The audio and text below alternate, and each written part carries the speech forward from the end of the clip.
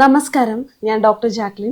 പുതിയൊരു വീഡിയോയിലേക്ക് ഏവർക്കും സ്വാഗതം. ഇന്നത്തെ വീഡിയോയിൽ നമുക്ക് ശരീരത്തിൽ ഉണ്ടാകുന്ന നീര്, വേദന ഇവ എങ്ങനെ കുറയ്ക്കാം എന്നുള്ളത്. ഇത് സിമ്പിൾ ആയിട്ടുള്ള ഒരു ഹോം റെമഡിയാണ്.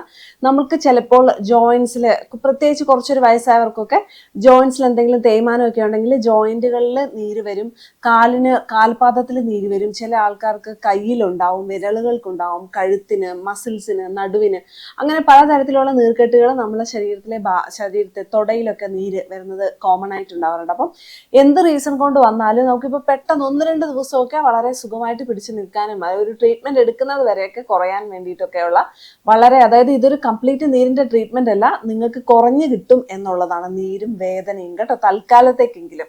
അപ്പം അങ്ങനത്തെ ഒരു ഹോം റെമഡി നമുക്ക് ഈ വീഡിയോയിൽ കാണാം. അതായത് നമുക്കറിയാം, നമ്മുടെ വീടുകളിലൊക്കെ എന്തായാലും ഒന്നെങ്കിൽ ധന്വന്തരം കുഴമ്പോ അല്ലെങ്കിൽ മുറിവെണ്ണമൊക്കെ വയസ്സായവരുള്ള വീടുകളിലൊക്കെ എന്തായാലും ഉണ്ടാവും.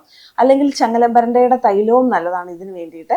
അപ്പൊ നമ്മൾ കുളിക്കുന്നതിന് 1 മണിക്കൂർ മുന്നേ നീരുള്ള പ്രദേശത്തും അതിന്റെ സമീപ പ്രദേശങ്ങളിലുള്ള ജോയിൻസിലും ബോഡി പാർട്സിലും, നമ്മളിപ്പോൾ മുട്ടിനാ നീരെങ്കിൽ നമ്മുടെ തൊടയിലേക്കും കാഫ് മസിലിന്റെ താഴോട്ടേക്ക് കാലിലേക്ക് ഇറക്കി പരട്ടണം, മുട്ടിലും പരട്ടുക. നന്നായിട്ട് ഇതിലേതെങ്കിലും എണ്ണ, ധന്വന്തരം കുഴമ്പോ മുറിവെണ്ണയോ ചങ്ങലമ്പരണ്ടയുടെ എണ്ണയോ നമ്മൾ നന്നായിട്ട് പരട്ടി വെക്കുക. 1 മണിക്കൂർ കഴിഞ്ഞ് കഴിയുമ്പോഴത്തേക്കും നമുക്കൊരു ചൂടുവെള്ളത്തിലാണ് ഇതിന് ധാര കോരുവാണ് വേണ്ടത്. അതായത് ഇങ്ങനെ കോരിക്കോരി ഒരു കപ്പിൽ നമ്മൾ ആ നീരുള്ള ഭാഗത്തേക്ക് ഒഴിക്കുകയാണ് വേണ്ടത്, ചെറു ചൂടോടെ. അതിന് വേണ്ടിയിട്ട് നമ്മൾ വെള്ളം തയ്യാറാക്കുമ്പോൾ ഉപയോഗിക്കേണ്ടത് കുറച്ച് കല്ലുപ്പ്, ഒരു 3-4 പ്ലാവിന്റെ ഇല, എരിക്കിന്റെ ഇല കിട്ടുവാണെങ്കിൽ ഒരു 4 എണ്ണം, മുരിങ്ങയില ഒരു 2 പിടി, ഒരു ചിരട്ട പൊട്ടിച്ചിട്ട അതിന്റെ കഷ്ണങ്ങൾ, ഇത്രയും ഇട്ടിട്ട് നന്നായിട്ട് വെള്ളം തിളപ്പിച്ച്, ഉപ്പ് ലാസ്റ്റ് ഇട്ടാൽ മതി.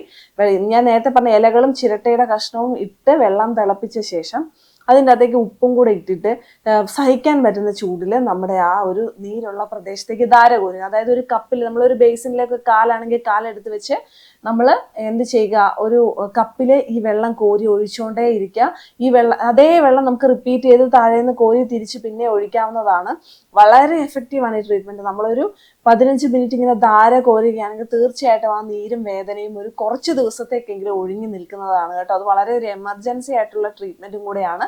അപ്പോൾ ഇത് നിങ്ങളൊന്ന് ഓർത്ത് വെച്ചേക്കും. നിങ്ങൾക്ക് സഹിക്കാം, ഇപ്പൊ ഡോക്ടറെ 2-3 ദിവസം കാണാൻ പറ്റുന്നില്ല, അല്ലെങ്കിൽ ട്രീറ്റ്മെന്റിന്റെ ഇടയ്ക്കൊക്കെ അങ്ങനെ നീരൊക്കെ വരുവാണെങ്കിൽ തീർച്ചയായിട്ടും ചെയ്യാൻ പറ്റുന്ന സ്ഥലങ്ങൾ അല്ലെങ്കിൽ നിങ്ങൾ ഇത് തീർച്ചയായിട്ടും ചെയ്യുക. അത് കഴിഞ്ഞിട്ടൊന്ന് ചെറു ചൂടുവെള്ളത്തിൽ കുളിച്ചാലും കൂടെ മതി കേട്ടോ. അപ്പോൾ സോപ്പ് ഉപയോഗിക്കാം നിങ്ങൾക്ക് കുളിക്കുമ്പോൾ. അപ്പോൾ ഈ വീഡിയോ എല്ലാവർക്കും ഉപകാരപ്രദമായെന്ന് കരുതുന്നു. മറ്റൊരു വീഡിയോയിൽ വീണ്ടും കാണാം. നന്ദി.